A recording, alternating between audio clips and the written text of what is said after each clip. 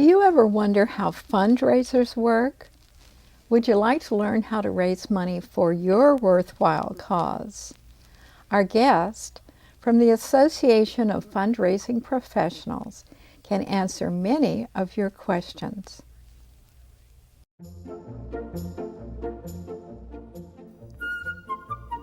Welcome to The Better Part, a program that encompasses a diverse spectrum of topics important to our community, which we hope will both inform and entertain you. We invite you to sit back and enjoy the program.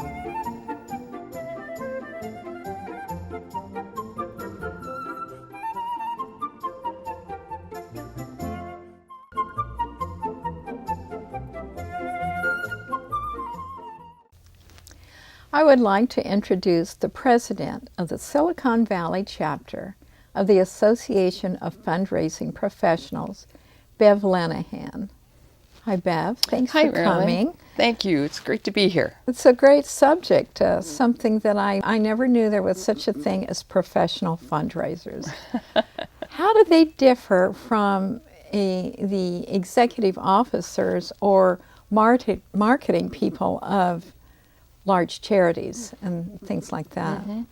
Well, that is a good distinction to be able to make. In fact, a decade ago, I wouldn't have been able to answer that myself. I'm now a nonprofit consultant, and I've, for the last 10 years, been really immersed in learning all about fund development and how it fits in with the larger organizations and the smaller ones. And I can say, you know, I was in high-tech marketing for 30 years. There are a lot of transferable skills, fortunately, but there is a whole different structure to kind of get a hold of. And in many of the larger nonprofit organizations, they will have a CEO or an executive director at the helm. And then many of them have a fund development director with a group under them, and then a marketing director or communications person also. Sometimes they report in a direct line. Other times they are sort of dispersed along the organizational chart, and it depends really on how big the organization is and what they can afford to have. But oftentimes, and this is what I experience, oftentimes the development person and the marketing person are one and the same. So they have to have a full complement of skills to be able to carry it off. How does one become a professional fundraiser? Are there classes? Yes. I mean, like when you're filling out forms and they ask for a profession, do you put down fundraiser? Well, I put down nonprofit consultant because that's really what I am, and that's a little broader range than just fund development. I do also board development and staff development and other kinds of trainings that make it a little more broad-based.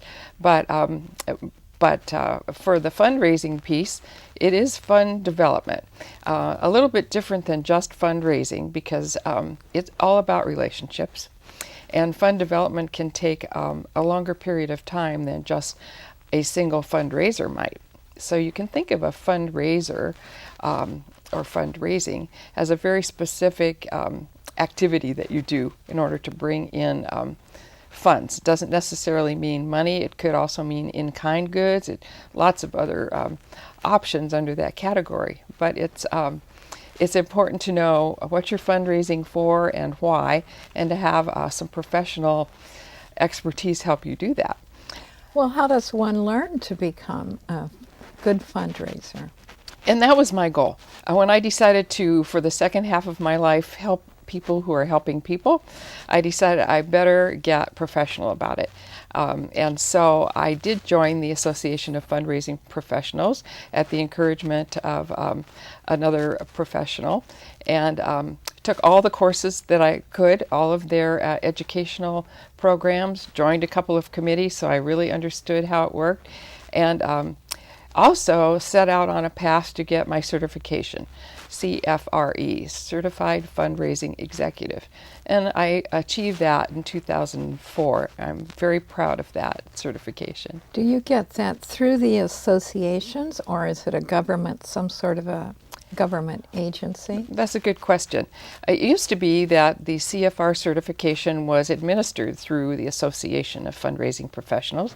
Now they are a standalone group headquartered in Canada, and they administer this certification broadly throughout the world. And so it's a process of learnings, volunteering, leadership, and then a full complement of skill set across the whole fund development arena, which is includes marketing and leadership. It's far more complex than just fundraising itself. Do you have any idea how many professionals are in the United States? Well, I do, because fortunately at headquarters, at international headquarters of association, they do work on this all the time and study it. And believe it or not, with our 33,000 members of the International Association of Fundraising Professionals, we only represent 10% of the professional fundraisers in the world that are known and that have certain criteria established. And so there are a lot of us. It's sort of that hidden profession, but I'm proud of the fact that the two tenets are the professional part and also the ethical part. And this is a very important piece of what we do bring to the party, because as you can imagine, there are many instances where fundraising goes on that may not be professional or ethical. So we believe that's critical. How many chapters are there in your association? 197 right now. And that is worldwide? Yes. Recently I got to meet a woman from Egypt who had just started up a chapter. It wasn't easy for her to do so, but she was determined that she should bring this idea of professionalism and ethical work to her country. And there were certainly a lot of smaller nonprofits starting up now that some of the women are getting microfinancing and have the ability to start small businesses to help others. She wanted to make sure that they were doing it in a professional manner and ethical. So it's starting up all over the world. I was wondering about third world countries, if there would be a lot of scams and so forth. Well, as people who are not sure. professionals starting up things like that. There's no way to prevent that, I suppose. No, except that we need to learn to monitor ourselves and to feel comfortable reporting that.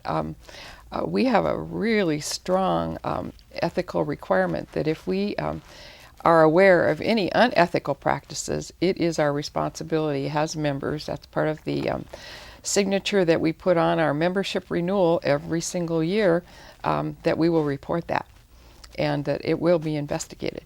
So there is a very strong process to help to stave that off. Can you keep ahead of it, particularly with social media today? It's very challenging. But I think the more of us there are, and the more people realize that you can still raise good money, for good causes by doing it ethically, it will come forward. Now, what is the mission of your particular Silicon Valley chapter? Good. Thank you for asking that, because of course each chapter gets to sort of tailor their how they focus the mission of the fundraising professionals. And so we're particularly focused on educating that professional, that entry-level professional, and then enhancing the professional development of those folks along the way who have been in fund development. And we also are moving into the areas of advocacy and also finding a place for that seasoned professional to still feel like they have a place in our community. So it's kind of a threefold effort. What are some of the activities and functions that you have?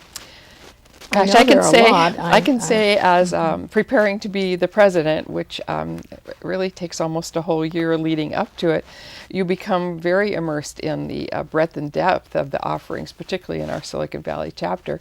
So I'm really pleased to say under our education effort, we have a basic fundraising school that is a 2 to 5 day in-depth look at all the aspects of fundraising and fund development. And then we have a monthly lunch meeting, which is always educational in some format with various subjects from planned giving to an annual campaign to a special event, many, many different areas that folks are interested in. And then we're also this year working on leadership skills. We find that many of the mid-level professionals in fund development haven't really been afforded the opportunity to have basic leadership skill training. So that's one of the things that I found to be so important. So in advance of our lunch meetings, we're having our workshops where we take on one aspect of leadership, such as building consensus, running effective meetings, overcoming objections, basic leadership arenas that we run into, particularly when you're working with an all-volunteer group, which we are. And so it is varied. And then I can say also for our advocacy effort, we're going to be training our members on what effective advocacy is. Recently we had Senator Joe Simitian come and talk to us, and he explained in his words what an effective advocate is with regard to approaching the government sources. Well, his 13 tips sounded so much like what we do in building relationships to afford a major giver to give a major gift, building the relationships in a very sound and meaningful way. And so we'll be learning a little bit more about how to do that this year as well. Well, and then I suppose you do have social activity just for the camaraderie and so forth. Yes, we do. And then is it a good way to network? I mean, like say the young people come in to learn, and then maybe they get jobs through the mentors and so forth, or absolutely. I can't stress that enough. That whole networking benefit of being a part of the Association of Fundraising Professionals is how I have been able to enjoy such a successful 10 years. Got in, didn't know very many people, didn't know the network, didn't understand the jargon, and through the sort of mixers that we had and being on committees, all of it began to fall into place. And I've built a wonderful network of professionals. And so right now my goal is to bring in that new professional, whether they're young or entering a second career like I was, and open the door for them, give them that place where they feel like they can belong and grow, and have something that they can give back as well. We have a diversity council that I'm very proud of. This group really is the gateway for us reaching out into our greater Silicon Valley area and bringing in other ethnic groups that maybe haven't been as familiar with a more formalized fundraising approach, and allow them to feel comfortable, provide those points of entry for them and training.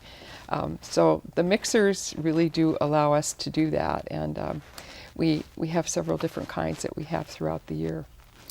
Are there dues? Oh, yes. And what does it require to join, to become a member? And here again, I'd have to give real recognition to our international association group. They've recognized that not everyone can enter at a professional level, pay what they call professional dues, which are a little over $300 a year, and be an active part of the membership, which means the monthly luncheons, which you pay for. And so this past year, in the culmination of a 2-year study, they opened up 2 or 3 new areas of membership. One for that young entering professional, which I think is about $100, and another for someone in retirement. And then they have a large organization membership, which allows folks to come in and out of a group but still have that organization be recognized as a significant part. So they've done a lot to tailor both the fees and the opportunities for people to come in and be a part of this profession. I'm very pleased about that because it's not a barrier anymore like it used to be. What most people don't know is that for the fees we pay, the monies back to the chapter are very small. The most we get per new member is $50 a year back to the chapter. So we have our own development effort within our chapter and sponsorship opportunities as well to make sure we stay viable and we can continue to offer the educational and development opportunities that we do. So I suppose the rest of the money would have to go to the headquarters to oversee all the worldwide chapters and so forth. Yes, and very often in associations that have an international headquarters, at the local level, people will say, well, what's in it for me? I know international, what do they offer? Maybe we should go it on our own. And I really have to say, sometimes I've had that thought. But last year I went to an academy, a leadership academy. And we really got exposed to the depth and breadth of what they have in the knowledge base for the website and the blogging and all of the other investment that they've made with our the rest of our dues to bring so much more information that we can take advantage of, that we don't have to recreate ourselves, that we can direct our members to and have them take advantage of. So I now can defend them a lot more easily. Let's talk about what's the difference between a charity and a nonprofit. I think that's a real important distinction to make for people. A nonprofit is a designation that comes from the IRS, from our friendly tax folks. And that not-for-profit or nonprofit is a 501c3. That's their technical delineation. And that means that they are not taking extra profits that go back in and get handed out to the management of the group. A charity would be a type of nonprofit that is helping the greater good in the community. And so those needs could be social service needs, could be other aspects of even education that could fall under a charity. But it's generally seen as a type of help that might go to some group or person in need. But they would too be a 501c3. There's so many different kinds, from the United Way, you know, the big ones, and the Girl Scouts of America, all the way down to bazaars for high school uniform, you know, fundraisers. Oh, those band uniforms. Yes. And so I'm just wondering, are they all done the same way? Are they all set up the same way in order to hold fundraisers? Mm-hmm. So fundraisers, again, would be sort of a subset of what I would call a tactical activity with a certain purpose to bring in money or bring in other kinds of donations. And so again, any nonprofit can hold a fundraiser. They don't have to have a special license or a special document that says it's okay to hold it, unless they go into the auction business or into the raffle business. Then you have to be a little careful. But generally speaking, you can hold a fundraiser if it's for a stated purpose that is for the good of that organization and the people they serve. And then it's a matter of how it's organized and differentiating the cost to make it happen from the extra money that actually goes to the people you're serving. And that's where I think people are beginning to become a lot more discerning about where their money goes. Yeah. Say a group wants to have a fundraiser and they think they need a professional. How do they get a professional? How do they hire one? Where do they go? Mm-hmm. And how many? Do they need one person or do they need a group? How does it all work? So good question. I think organizations that have a fund development or fundraising professional on their staff should be able to handle the day-to-day effort, whether that's fundraising events or having a strategy of working with individual donors, which is really the long-term best way to increase the capacity of your organization. The decision to have a professional fundraiser would come when you are embarking on an over and above effort. And that could be a capital campaign, that could be an extra effort to grow a major gift program. Maybe you haven't had one in the past and you aren't sure how to get it started or what's going to be required. Or if you have special need to train a board or re-energize a board. Then it's time to look to a professional to come in and work with you on specifically on that task. And I've done several capital campaigns now with feasibility studies ahead of those, and the organizations I've done them for just have not had the capacity to do that on their own and their day-to-day work. So I'm there for a particular period of time. I do the job, and then they go back and with their new building or whatever we are raising money for, and then they move forward again with their own staff. But I think identifying the specific need of the type of person you want, and then going to a professional organization like AFP and asking for recommendations, and we always give multiple ones so that people can then decide for themselves who to choose, is a credible way to know that you're going to have someone who has the right background. So the word professional is in the name of your association. So there is, you're paid people who go in and do these things. That's right. It would be a fee for service. And some people work on an hourly rate, and other people work on a contract. But it's all time-based, because that's really what we're sharing for the most part. Time and expenses, but mostly time. So it's figuring out exactly what kind of work is really going to make a difference for that organization, and then putting together a reasonable proposal that can accomplish the goals. Well, we get all sorts of solicitations from our mailbox to our telephone, from door to door, and they all sound good. We can't help them all, and I think the public is a little skeptical now, unfortunately. But how can we know how much of our donation goes to the cause itself? Yes, there's this part of us that has passion for many things, and we don't always know it until we're presented with an opportunity. And so much of our response is, can be instant.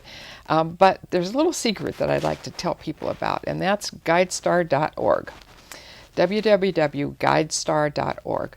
That is the place where you can go, and I would really recommend this if you're thinking of making any kind of a donation of any significance, and check out the organization. This is the database resource of all the nonprofits in the country, so that you can look them up by name and actually look at their 990 tax return, which tells you how much they spend on administrative cost and how much actually goes to program.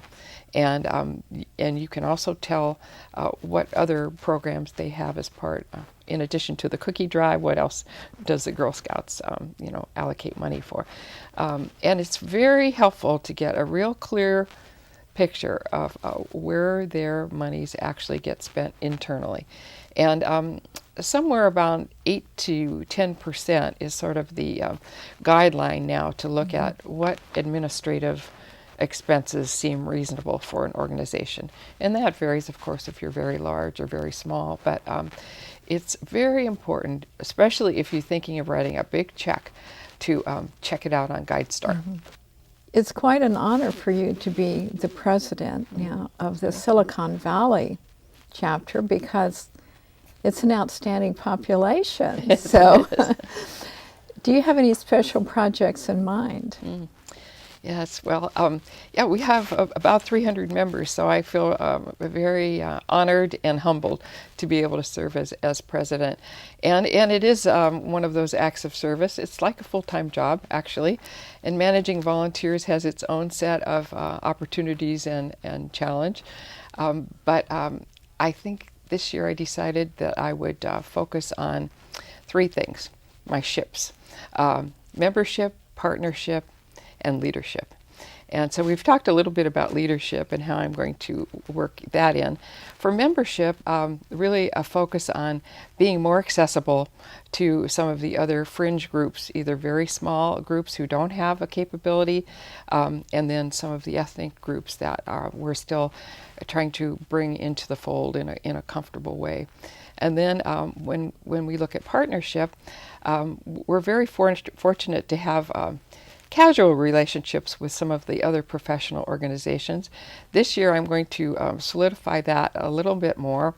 We started that a little bit last year. 3 partnerships, one with the San Jose Business Journal, who really help us showcase our National Philanthropy Day, which is our annual event where we recognize the luminaries in the philanthropy field year after year.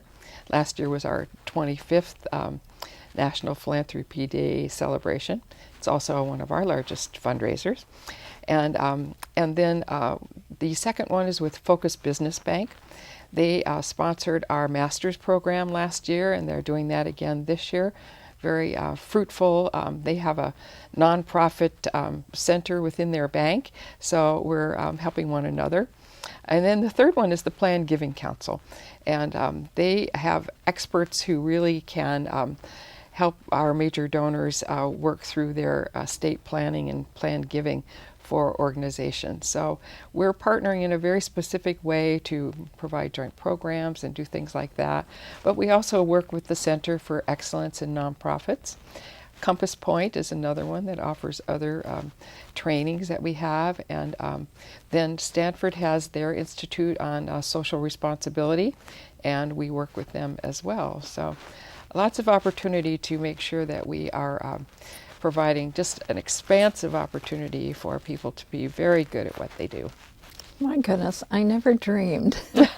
You're a very smart lady, Bev. Well, it's been fun for me to learn. It's certainly fun for me to see the fruits of all that labor when you actually see that building go up, or you see a program expand, or you see the heart of a child changed because they've gotten an opportunity to do something in education that they never thought they would. All of those payoffs make it all worthwhile. Thank you for doing it, and I wish you You're a lot welcome. of success. You're welcome. Thank you. We're happy you joined us. I know you learned a lot today, and we look forward to seeing you again soon. Bye for now.